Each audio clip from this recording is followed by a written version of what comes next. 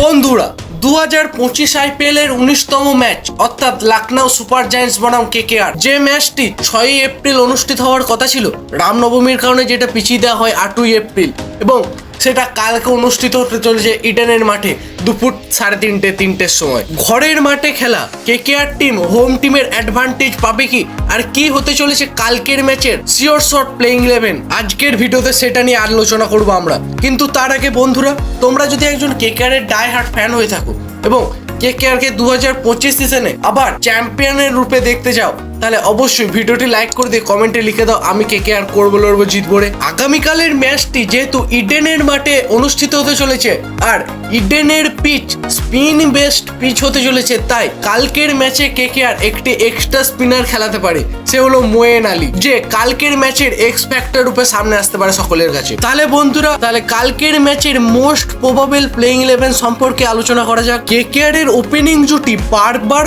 Flop হওয়ার কারণে opening জুটি পরিবর্তন হওয়ার সিদ্ধান্ত থাকলেও সেটা আপাতত হচ্ছে না। পরবর্তী ম্যাচেও তারা একই ওপেনিং কম্বিনেশন নিয়ে নামতে চলেছে, অর্থাৎ ওপেনিং করতে চলেছেন কুইন্টন ডিকক এবং সুনীল নারায়ণ। কিছু সংবাদ মাধ্যমে শোনা যাচ্ছিল যে পরবর্তী ম্যাচ থেকে আজিঙ্কিয়া রাহানে এবং অঙ্কুশ রঘুবংশী ওপেন করতে পারেন, কিন্তু তা আপাতত স্থগিত রেখেছে কেকেআর টিম ম্যানেজমেন্ট, এবং পরবর্তী ম্যাচেও একই ওপেনিং জুটির ওপর ভরসা জুগিয়েছে তারা নিশ্চিত যে কালকের ম্যাচে ওপেনিং জুটি বড় রান সংগ্রহ করবে এবং পাওয়ার প্লেতেই একটা বড় স্কোরের দিকে অগ্রসর হওয়ার একটা ভিত গড়ে দেবে তারাই। 3 নম্বর পজিশনে আসতে পারেন কনসিস্টেন্ট আজিঙ্কিয়া রাহানে, যে প্রথম ম্যাচ থেকে কনসিস্টেন্টলি রান করে আসছেন। তিনি যেমন ক্যাপ্টেনের দায়িত্বটা ঠিকঠাক ভাবে পালন করছেন, ঠিক একজন যে প্রপার ব্যাটসম্যান সেই দায়িত্ব তিনি পালন করে যাচ্ছেন, যাতে টিম অনেকটাই ভরসা পাচ্ছে। পরবর্তীতে আসতে পারে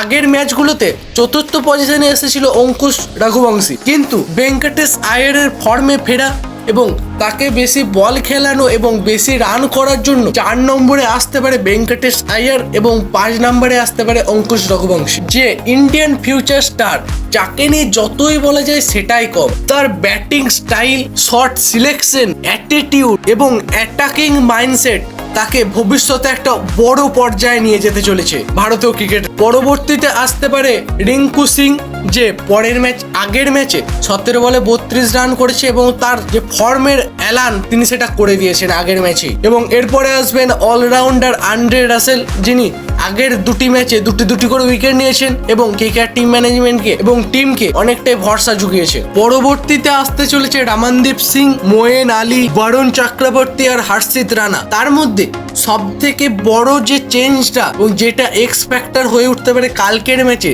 সে হলো মোয়েন আলী, যে একজন পারফেক্ট অলরাউন্ডার, যে তার বোলিং এর দ্বারা যে কোনো টিমকে যেমন কাবু করতে পারে, আবার তার যে batting style, shot selection, aggressive mindset, সেগুলোর দ্বারা যে কোনো টিমের বোলিং লাইন আপকে ধ্বস্ত করতে পারে তারা। এছাড়াও ইম্প্যাক্ট প্লেয়ার হিসেবে জায়গা পেতে চলেছেন মানিশ পান্ডে, বৈভব অরোরা এরা। তাহলে বন্ধুরা, তোমাদের কি মনে হয় এই তুখর প্লেইং 11 সিলেকশন কি পারবে কালকে লখনউ সুপার জায়ান্টসকে সহজেই হারিয়ে দুর্মুষ করে দিতে? তোমার কি মতামত সেটা অবশ্যই কমেন্টে জানাও।